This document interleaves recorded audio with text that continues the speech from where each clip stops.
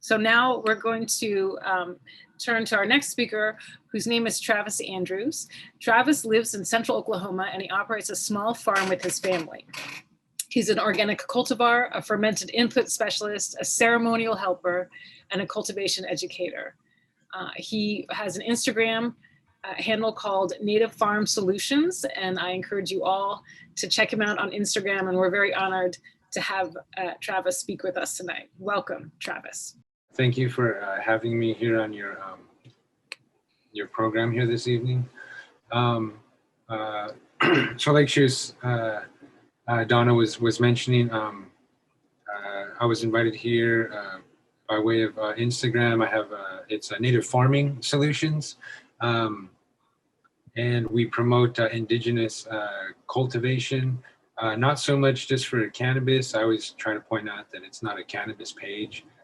And we promote just cultivation all around, medicine and healing.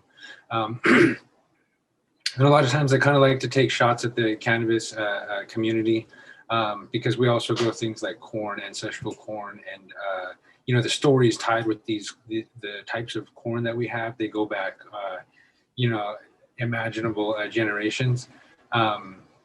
One time we were visiting one of my grandpa's friends in Arizona, and he was asking my wife what her clan was, and they were the same clan. And he said that in their clan stories talks about how yellow and white corn moved throughout the Southwest, and the region where they live is where it ended.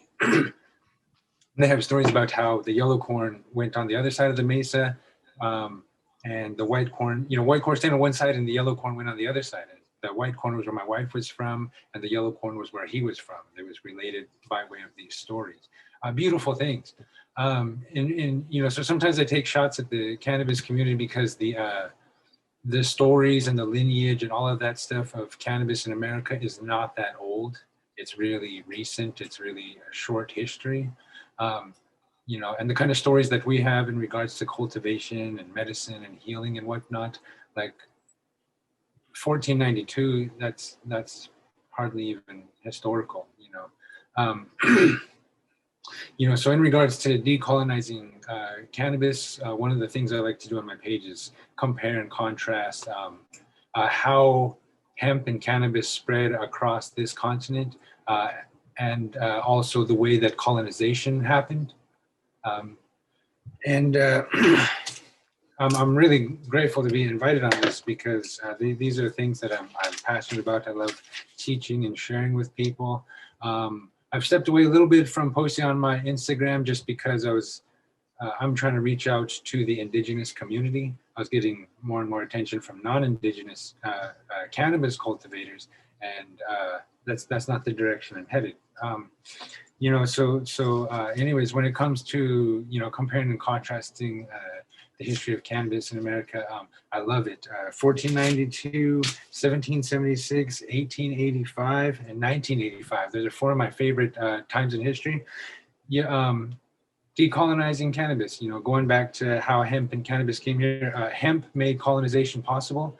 It wasn't until the Dutch acquired hemp fabric, and they shared that with England. Sea travel wasn't possible until they started using hemp fibers. That's what made colonization possible to get over here. In a nutshell, hemp empowered entire nations. And this is something I love to share with their indigenous people in regards to trying to understand what this plant is, where it came from, and how it came here. You know, hemp empowered nations. Whoever had hemp had the strongest militaries, basically how it worked out.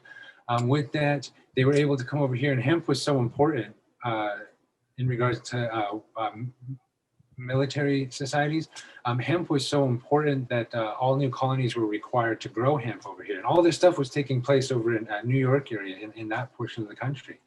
You know, indentured servants volunteered to come to the Americas. All new colonies had to grow hemp. It was paid as tax to the crown. And indentured servants were allowed to come over here and work on hemp farms, and they would in turn get 50 acres where they had to grow hemp and send it back. Hemp was just an incredibly important seed at one point in time. You know, going to 1776, tobacco paved the way to make America what it is, and it was y'all's tobacco from the East Coast that was used. I believe Delaware tribes, the one that I've read about quite a bit. Um, After colonization, America, in 1776, the Declaration of Independence is when America separated itself from English money, is kind of how I like to put it. And what happened was they started producing tobacco. America developed its own economy with tobacco, feeding that to England. So with that, after 1776, hemp production declined here and tobacco took over. And that went all the way until 1885, you know, the beginning of the Dawes Act. The Dawes Act was about westward expansion. Westward expansion was because the soils in the East Coast were ruined from tobacco and cotton overproduction. Westward expansion was necessary for cotton production to continue. This is 1885. The Dawes Act, well, I was born in 1983, so I was born 100 years after the Dawes Act. My generation, 100 years after the Dawes Act, and you know, I'd like to point out that we are 2.7% of the population in America, right below Mexicans and right above Asians. And when you go out to eat, you know, you, aside from your favorite Mexican restaurant and aside from your favorite Asian restaurant, what is your favorite Native American restaurant? You know, and Asian, there are a lot. There's Japanese, there's Korean, there's Chinese. There's so many variations to these foods. But where's the Native American foods? You know, so anyways, in regards to decolonizing cultivation, you know, I like talking about how hemp helped make America what it is today, hemp and tobacco. And people talk about how hemp and cannabis grows like tobacco. Hemp and cannabis grows like tobacco, corn, and tomatoes. And, you know, those crops come from here. And the best hemp, tomatoes, and tobacco will come from here. And we need to be growing these things. So anyways, you know, in recent times, now that it's legalized here in Oklahoma, it legalized and it's all over the place. I can't believe how many people grow. And we've caught on to the natural farming aspect of it. JADAM and Korean natural farming are two systems that came from overseas. And these systems were introduced in the 60s. They now, they are a system of self regeneration farming, where a farmer can acquire and make all of the nutrients and IPM and everything needed for farming from the farm. This system works overseas for commercial purposes. This system was never intended for cannabis, but it was shared with the cannabis world first. And I always believe it's because they just wanted to show people that even the world's most demanding crops, that their system is sufficient for even the world's most demanding crops. And so in recent times, studying Korean natural farming and JADAM, I've come to find out that it is simply food preservation methods that are applied to plants.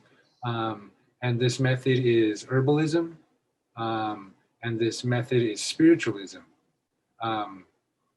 First and foremost, before it was shared with the world to grow, you know, recreational marijuana. Before that, it was used to make medicine, medicine that works for plants, but also for people. So in regards to decolonizing cannabis, I just like to point out that this plant grows best when fed like an Indian child. This plant grows best when cared for like an Indian child.